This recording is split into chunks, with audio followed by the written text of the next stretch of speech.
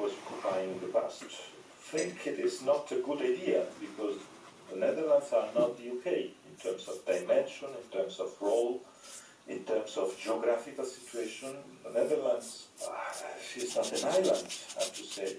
It is at the very heart of the center of the European Union, trade, mobility, circulation. It's not a good idea to become the new UK of the European Union. That's Professor Enrico Letta.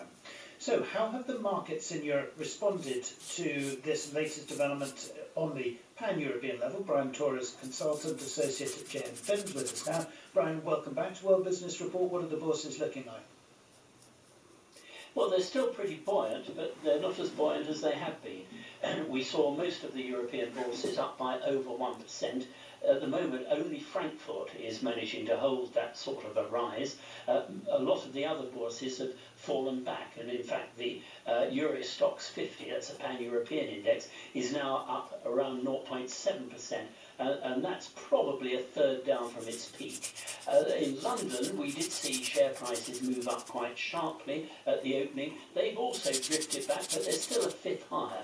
So overall, it's been quite a good day. It's probably not been helped by what's going on in Wall Street, because again, we saw quite a useful rise to start off with. That's begun to be pared back, though NASDAQ is still up, and of course it hit a new high ground yesterday.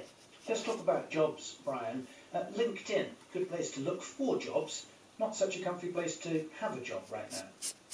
No, it isn't. It's really rather sad. They are laying off a number of people, around 6% of the workforce, because they say the demand for jobs is simply not as great as it used to be.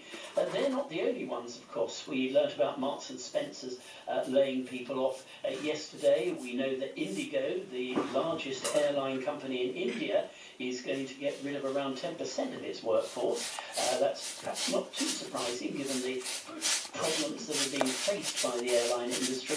And we also had the Microsoft chairman actually say we could lose as many as 250 million jobs around the world as a result of this pandemic. So we haven't seen the last of the job losses yet. Thanks so much, as always, Brian.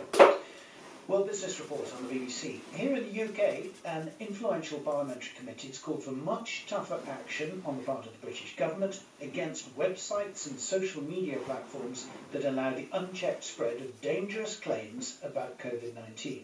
According to the Digital, Culture, Media and Sport Committee in the House of Commons, quote, evidence that tech companies were able to benefit from the monetisation of false information and allowed others to do so is shocking, end quote.